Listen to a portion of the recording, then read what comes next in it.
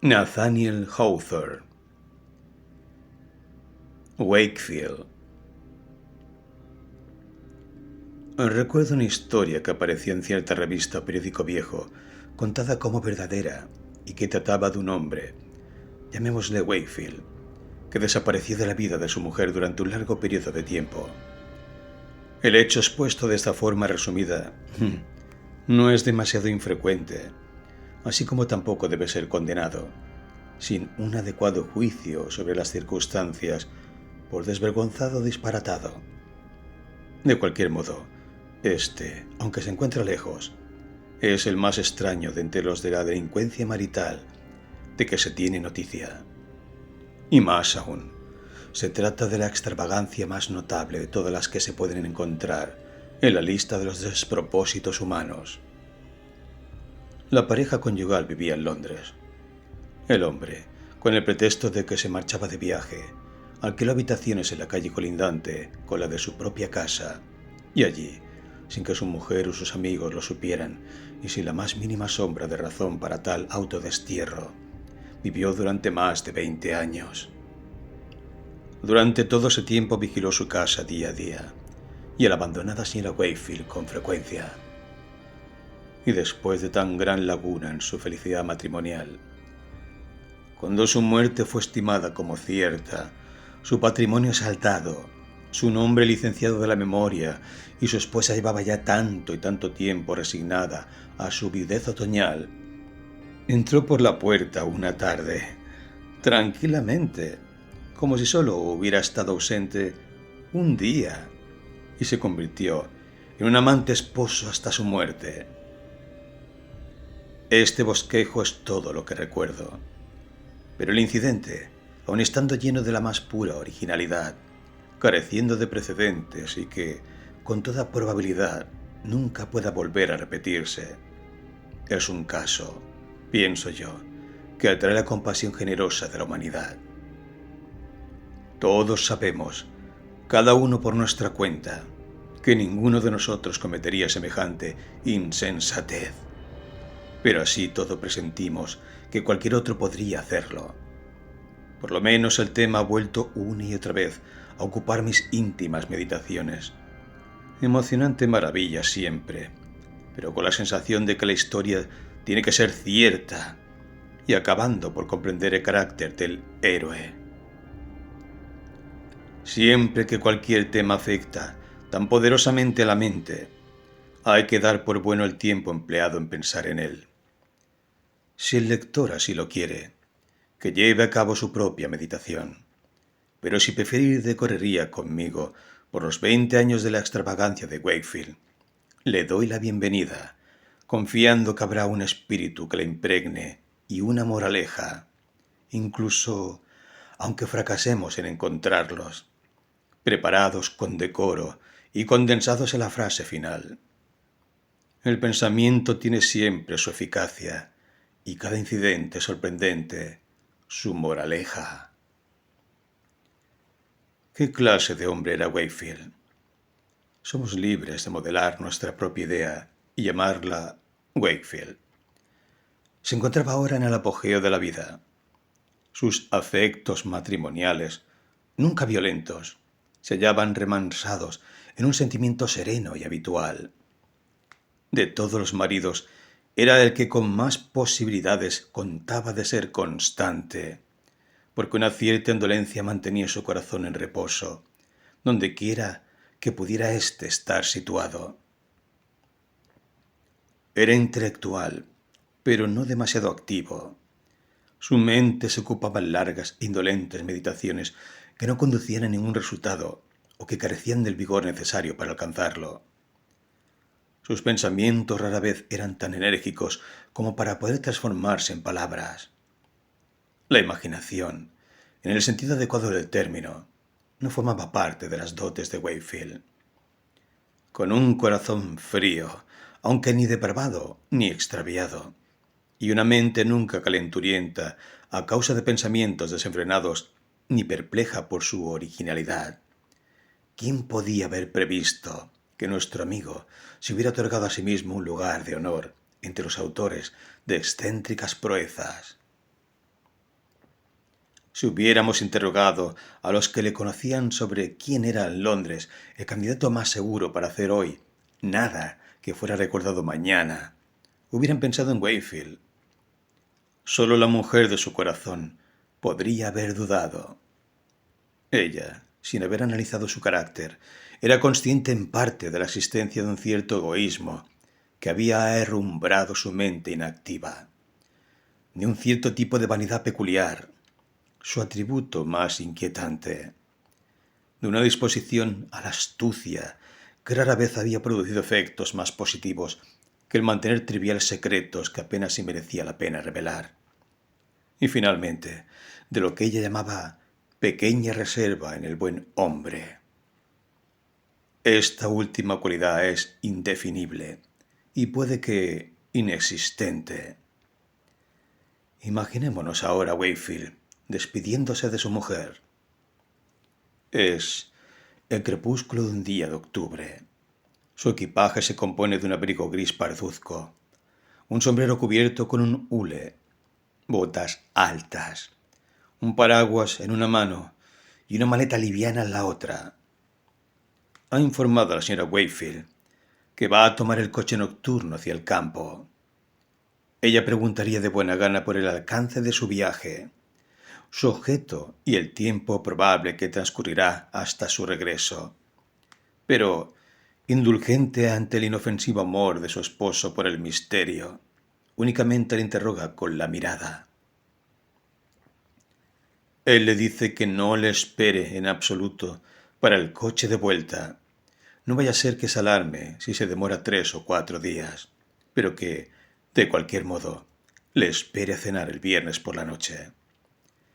El propio Wakefield, tengámoslo en cuenta, no tiene la más mínima sospecha de lo que va a ocurrir.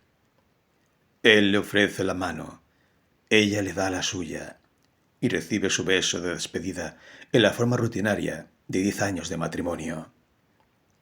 Y ahí se va el maduro señor Wakefield, casi resuelto a confundir a su buena señora con toda una semana de ausencia.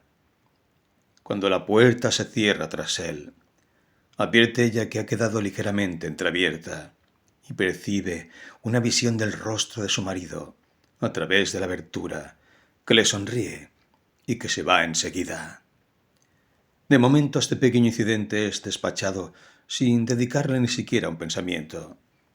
Pero tiempo después, cuando ella lleva más tiempo de viuda que el que llevaba de esposa, aquella sonrisa vuelve una y otra vez y revolotea por todos los recuerdos que le quedan del rostro de Wakefield.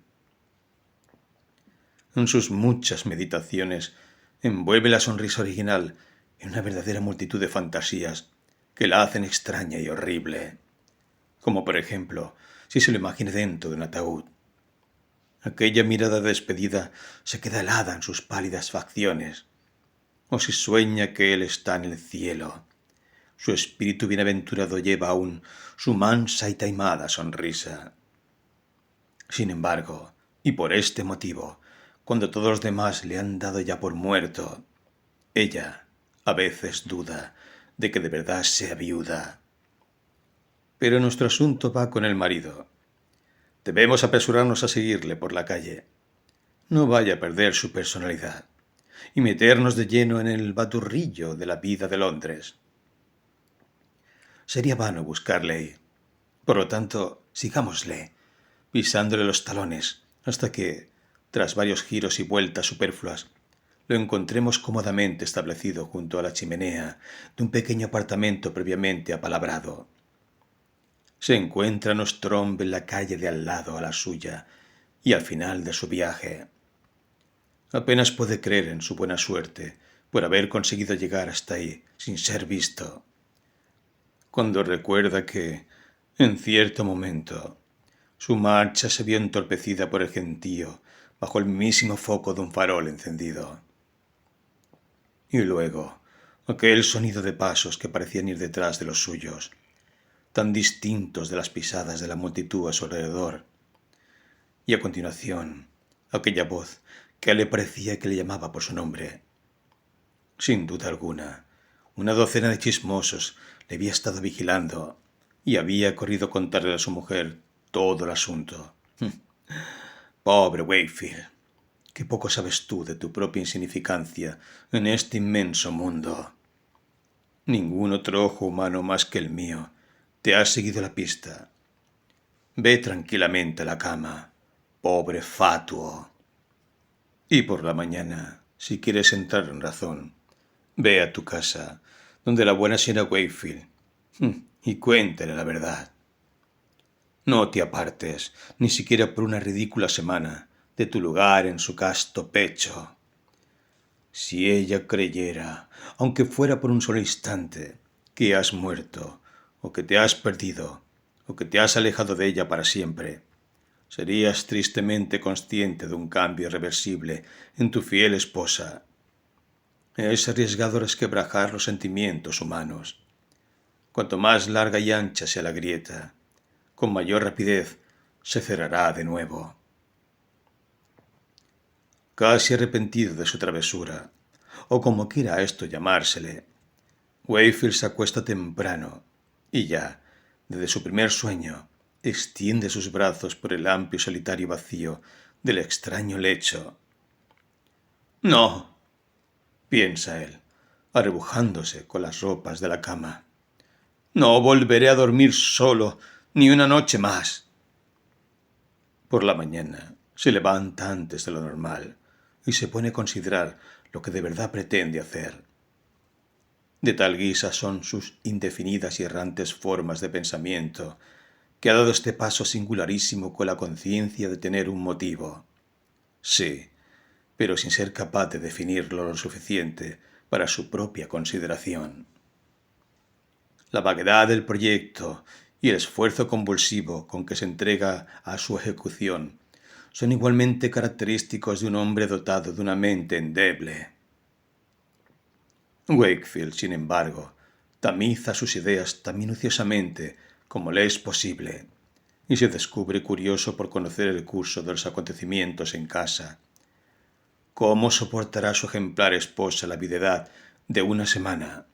¿Y cómo se verá afectada con su desaparición la pequeña esfera de criaturas y de circunstancias en la que él era un objeto central?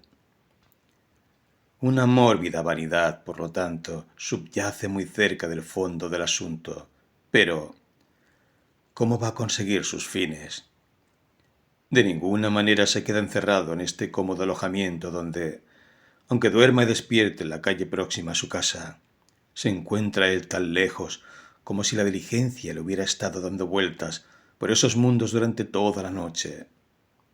Pero con todo, en caso de reaparecer, el proyecto entero se le viene abajo. Su pobre cerebro se siente tan desesperadamente confuso ante este dilema que, por fin, se aventura a salir, resuelto en parte a cruzar el extremo de la calle y lanzar una mirada apresurada hacia su domicilio abandonado. El hábito, porque él es un hombre de hábitos, le lleva de la mano y le guía, de forma totalmente inconsciente por su parte, hasta su propia puerta donde, justo en el momento crítico, vuelve en sí, al oír el roce de su pie sobre el umbral. «Wakefield, ¿a dónde vas?» En ese preciso instante, su hado giraba sobre sí mismo. Si tan siquiera imaginarse el desatino al que su primer paso atrás le condena, escapa sin aliento, con una agitación hasta ahora jamás sentida, y apenas se atreve a volver la cabeza hacia la distante esquina. Pero es posible que nadie haya podido verle. ¿Cómo puede ser que la casa entera, la honesta señora Wakefield, la espabilada sirvienta y el pequeño y sucio lacayo, no hayan dado la voz de alarma por todas las calles de Londres en busca de su fugitivo dueño y señor? Maravillosa fuga. Hace acopio de valor para detenerse un momento a mirar hacia la casa, pero se queda perplejo ante una cierta sensación de cambio que nota en el edificio familiar, como esas sensaciones que nos afectan a todos cuando, tras una separación de meses o de años, volvemos a ver cierta colina o cierto lago, o una obra de arte con los que estábamos familiarizados desde siempre. En los casos ordinarios, La causa de esta indescriptible impresión es la comparación y el contraste entre nuestros recuerdos imperfectos y la realidad. En Wakefield, la magia de una sola noche había producido una transformación similar porque, en ese breve periodo, había ocurrido un gran cambio moral. Pero este es un secreto solo suyo. Antes de dejar el lugar, entrevé lejana y momentáneamente la figura de su esposa, que pasa por el otro lado de la ventana delantera, con su cara vuelta hacia el extremo de la calle. El taimado tonto gira sobre sus talones, amedrentado ante la idea de que, entre 1 millar de átomos mortales como él, los ojos de ella han tenido que detectarle. Alegre está su corazón, aunque su cerebro se halle algo confuso, cuando se ve ya junto a la chimenea de carbón de su habitación. Este ha sido el comienzo de tan larga extravagancia. Tras la concepción inicial y el despertar del temperamento indolente de nuestro hombre para ponerla en práctica, todo el asunto se desarrolla con su propio ritmo natural. Podemos imaginárnoslo como resultado de profundas reflexiones, comprando una nueva peluca, esta vez de pelo rojizo, y seleccionando diversas prendas en la tienda de un ropavejero judío, siguiendo una moda que no tiene nada que ver con su traje marrón de costumbre.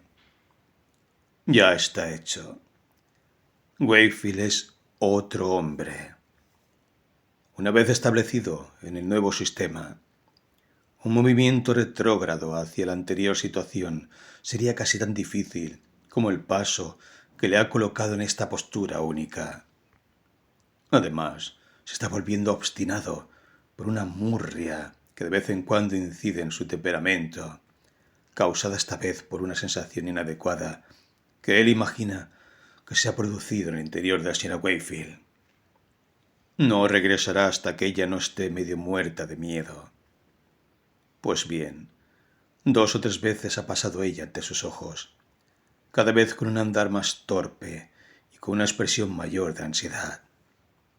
Y a la 3ª semana de su desaparición, detecta, en la persona de un boticario, un presagio del infortunio que entra en la casa.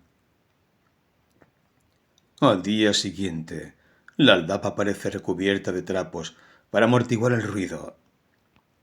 Hacia el anochecer llega el cabriolé de un médico y deposita su solemne y empelucada carga a la puerta de la casa de Wakefield, desde donde, tras un cuarto de hora de vista, vuelve a salir tal vez como heraldo de un funeral. «Mujer querida, ¿se va a morir?» Para entonces Wakefield se encuentra agitado por algo que se podría llamar la fuerza del sentimiento, pero todavía continúa sin decidirse a acudir junto al lecho de su esposa, y acalla su conciencia con la excusa de que no debe ser molestada en tan crítico momento. Si alguna otra cosa le detiene, no lo sabe. Al cabo de unas semanas, ella se recupera poco a poco. La crisis ha pasado. Su corazón está triste, quizá, pero en calma. Y regrese él antes o después, nunca más ese corazón volverá a sentirse febril por su causa. Semejantes ideas destellan en el centro del cerebro de Wakefield y le vuelven vagamente consciente de que una barrera casi infranqueable separa su apartamento alquilado de su antiguo hogar. «Pero si únicamente se encuentra en la calle de al lado», dice a veces. «Insensato. Está en otro mundo». Hasta hoy ha ido posponiendo su regreso de un día concreto para otro. A partir de ahora deja sin determinar el momento preciso. Mañana no.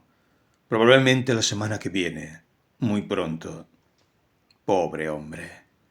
Los muertos tienen casi tantas posibilidades de volver a visitar a sus moradas terrenales como el autodesterrado Wakefield. Ojalá tuviera yo que escribir un libro en vez de un artículo de una docena de páginas. Entonces podría ejemplificar cómo una influencia que está fuera del alcance de nuestro control sienta su mano poderosa sobre cada acto que realizamos y entrelaza sus consecuencias en un férreo tejido de necesidad. Wakefield está hechizado. Debemos dejarle, más o menos durante 10 años, que ronde su casa sin ni siquiera cruzar el umbral una sola vez, y que sea fiel a su esposa, con todo el afecto de que su corazón es capaz, a medida que su recuerdo se desvanece lentamente en el corazón de ella. Hace ya tiempo, debemos señalar, que él ha perdido el sentimiento de singularidad de su conducta. Pero veamos una escena. En medio de la muchedumbre de una de las calles de Londres, distinguimos a un hombre, ya mayor por su aspecto, con pocas características como para atraer la atención de un observador descuidado, pero que lleva en toda su figura la marca escrita de un destino poco común para aquellos que tuvieran la habilidad de leerlo. Es delgado, su abatida y estrecha frente está surcada de profundas arrugas. Sus ojos pequeños y sin brillo a veces miran recelosamente en derredor, pero más a menudo parecen mirar hacia adentro. Lleva la cabeza inclinada y se mueve con un paso indescriptiblemente oblicuo, como renuente a mostrar por completo su parte frontal al mundo. Miradle lo suficiente para comprobar lo que acabamos de describir y consentiréis en que las circunstancias, que a veces producen hombres notables a partir de la obra común de la naturaleza, han producido aquí uno de estos. Mas prosigamos. Dejadle que continúe avanzando por la acera con su forma de andar sesgada, y dirigid vuestra mirada hacia la dirección opuesta, en donde una grave señora, claramente en el declive de la vida, y que lleva el libro de rezos en la mano, dirige sus pasos camino de la cercana iglesia. Tiene el plácido porte de la viudez asentada. Sus pesadumbres se han extinguido o son ya tan consustanciales a su corazón que difícilmente se podrían transformar en alegría. Justo en el momento en que el enjuto personaje y la aún atractiva mujer se van a cruzar, se presenta una ligera obstrucción que pone a estas dos figuras directamente en contacto. Sus manos se tocan. El empuje de la gente hace que su pecho presione el hombro de él. Están parados, cara a cara, mirándose fijamente el uno al otro a los ojos. Después de 10 años de separación, es así como Wakefield se encuentra con su mujer. El gentío se remansa de nuevo y se los lleva cada uno por su lado.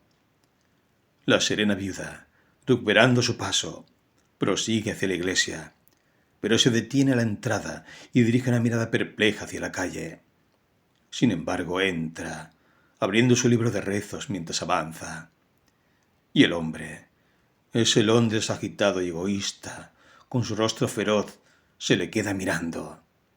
Y él huye a sus habitaciones, atranca la puerta y se arroja sobre la cama. Los sentimientos latentes de tantos años estallan. Su débil mente adquiere una breve energía de esa fuerza. Todo el desdichado extrañamiento de su vida se revela de golpe y apasionadamente grita: «Wakefield, Wakefield, estás loco». Quizá lo estaba.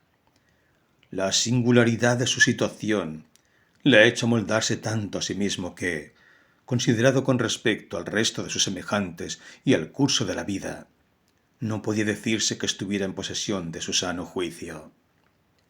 Había ideado, o mejor, le había sucedido, separarse del mundo, desvanecerse, renunciar a su lugar y privilegios entre los hombres vivos, sin haber sido admitido entre los muertos. La vida de un eremita no tiene ningún paralelismo con la suya. Vivía en medio del bullicio de la ciudad, como antes, pero el gentío pasaba a su lado sin verle.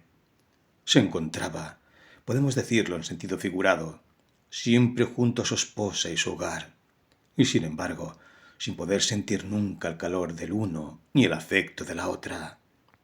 Era el inaudito destino de Wakefield conservar su parte original de afinidades humanas y estar aún comprometido con los intereses de los hombres, aun cuando hubiera perdido su influencia alternativa sobre ellos. Sería una especulación de lo más curiosa investigar el efecto de tales circunstancias sobre su corazón y su intelecto, separadamente y al unísono.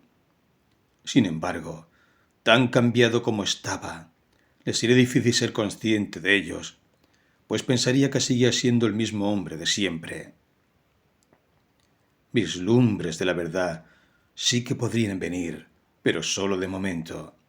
Y aún así, seguirá diciendo: pronto regresaré, sin reflexionar que eso mismo se había estado repitiendo durante 20 años. Imagino también que esos 20 años podrían parecer, en mirada retrospectiva, un espacio de tiempo poco más largo que la semana a la que al principio Wakefield había limitado su ausencia. Podría considerar el tema como si se tratara de poco más de un intervalo en el asunto principal de su vida. Cuando, después de un ratito más, considerase que había llegado ya el momento de volver a entrar en el salón, su mujer se pondría a aplaudir de alegría en el instante de posar su mirada sobre aquel hombre ya maduro, que era el señor Wakefield. Pero qué error. Si el tiempo aguardara hasta la terminación de nuestras locuras favoritas, todos nosotros seríamos jóvenes, y así hasta el día del juicio final. Una noche, en el 20º año transcurrido desde su desaparición, Wakefield está dando su paseo de costumbre hacia la morada que todavía considera como propia. Es una borrascosa noche de otoño, con chaparrones frecuentes que producen un ruido acompasado sobre la calle y que cesan antes de darle a uno tiempo de abrir su paraguas. Deteniéndose cerca de su casa, Wakefield percibe, a través de las ventanas del salón del segundo piso, el color rojizo, el resplandor y el destello caprichoso de un confortable fuego. En el techo aparece la sombra grotesca de la buena señora Wakefield. La cofia, la nariz, la barbilla y la amplia cintura forman una admirable caricatura que danza también con el parpadeo de la llama, casi demasiado alegremente para ser la sombra de una viuda ya mayor. En ese instante cae casualmente un chaparrón que da de lleno, por culpa del viento desatento, en el rostro y pecho de Wakefield. Ese frío otoñal le ha penetrado hasta los huesos. ¿Deberá quedarse ahí, mojado y tiritando, cuando su propio hogar tiene un buen fuego para calentarle y su propia esposa correrá a buscar la chaqueta gris y las otras prendas que sin duda ha tenido guardadas cuidadosamente en el armario de su dormitorio? No, Wakefield no es tan tonto. Sube los escalones, tan pesadamente, porque 20 años le han entorpecido las piernas desde que las bajara la última vez. Pero él no lo reconoce. Detente, Wakefield. ¿Vas a ir al único hogar que te queda? Métete entonces en tu tumba. La puerta se abre. Mientras entra, tenemos una última imagen de su rostro y reconocemos la taimada sonrisa, aquella que había sido precursora de la pequeña broma que ha estado desde entonces gastando a expensas de su esposa. Con qué crueldad se ha burlado de la pobre mujer. En fin, que descanses muy bien esta noche, Wakefield. Este feliz acontecimiento, suponiendo que fuera tal, únicamente podía haber ocurrido en un momento impremeditado. No vamos a seguir a nuestro amigo a través del umbral. Ya nos ha dejado bastante sustento para el pensamiento. Una porción de él prestará su sabiduría para una moraleja y tomará la forma de tropo. En medio de la aparente confusión de nuestro misterioso mundo, los individuos están tan perfectamente ajustados a un sistema, y los sistemas unos a otros y todos a un todo, que un hombre, al salirse del sistema por un momento, se expone al riesgo espantoso de perder su lugar para siempre. Al igual que Wakefield, se puede convertir en el proscrito del universo.